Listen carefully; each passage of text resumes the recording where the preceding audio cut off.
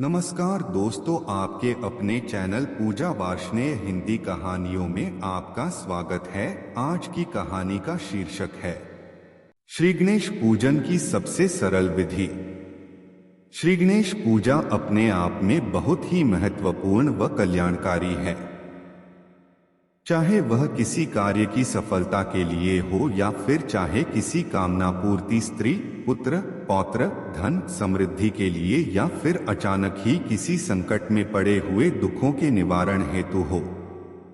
अर्थात जब कभी किसी व्यक्ति को किसी अनिष्ट की आशंका हो या उसे नाना प्रकार के शारीरिक या आर्थिक कष्ट उठाने पड़ रहे हो, तो उसे श्रद्धा एवं विश्वास पूर्वक किसी योग्य व विद्वान ब्राह्मण के सहयोग से श्री गणपति प्रभु व शिव परिवार का व्रत, आराधना व पूजन करना चाहिए।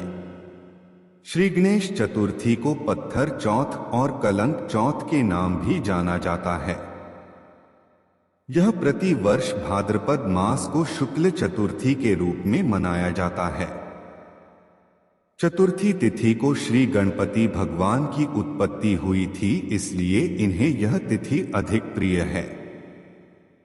जो विघ्नों का नाश करने वाले और रिद्धि सिद्धि के दाता हैं, इसलिए इन्हें सिद्धि विनायक भगवान भी कहा जाता है। श्री गणेश पूजन की आसान विधि।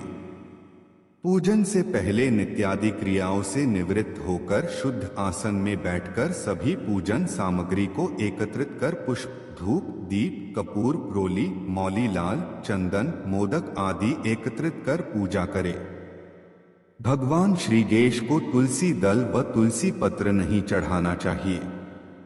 उन्हें शुद्ध स्थान से चुनी हुई दुर्वा को धोकर ही चढ़ाना चाहिए। श्री गणेश भगवान को मोदक, लड्डू अधिक प्रिय होते हैं, इसलिए उन्हें देशी घी से बने मोदक का प्रसाद भी चढ़ाना चाहिए। श्री गणेश के दिव्य मंत्र श्री गं गणपतये नमः का 108 बार जप करने से विशेष फल की प्राप्ति होती है। श्री गणेश सहित प्रभु शिव व गौरी, नंदी, कार्तिकेय सहित संपूर्ण शिव परिवार की पूजा षोडशोपचार विधि से करना चाहिए। व्रत व पूजा के समय किसी प्रकार का क्रोध व गुस्सा न करें, यह हानिप्रद सिद्ध हो सकता है।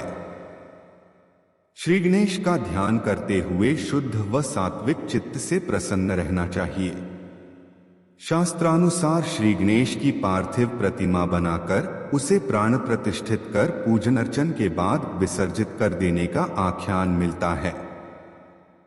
किंतु भजन कीर्तन आदि आयोजनों और सांस्कृतिक आयोजनों के कारण भक्त 1, 2, 3, 5, 7, 10 आदि दिनों तक पूजन अर्चन करते हुए प्रतिमा का विसर्जन करते हैं। किसी भी पूजा के उपरांत सभी आवाहित देवताओं की शास्त्रीय विधि से पूजा अर्चना करने के बाद उनका विसर्जन किया जाता है, किंतु श्री लक्ष्मी और श्री गणेश का विसर्जन नहीं किया जाता है। इसलिए श्री गणेश जी की प्रतिमा का विसर्जन करें, किंतु उन्हें अपने निवास स्थान में श्री लक्ष्मी जी सहित रहने के लिए निमंत्रित करें। पूजा के उपरांत सभी देवी देवताओं का स्मरण करें। हो सके तो जय जयकार करें। अपराध क्षमा प्रार्थना करें। सभी अतिथि व भक्तों का यथा व्यवहार स्वागत करें।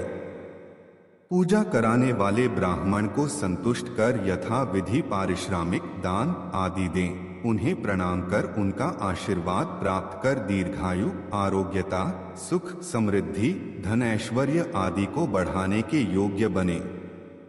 भारतीय धर्म संस्कृति में किसी कार्य की सफलता हेतु पहले मंगलाचरण या फिर पूज्य देवों के वंदना की परंपरा रही है। किसी कार्य को सुचारू रूप से निर्विघ्न पूर्वक संपन्न करने हेतु सर्वप्रथम श्री गणेश जी की वंदना व अर्चना का विधान है। इसीलिए सनातन धर्म में सर्वप्रथम श्री गणेश की पूजा से ही किसी कार्य की शुरुआत होती है। जो भी भक्त भगवान गणेश का व्रत या पूजा करता है, उसे श्री गणेश प्रभु की कृपा और मनोवांछित फल की प्राप्ति अवश्य ही होती है।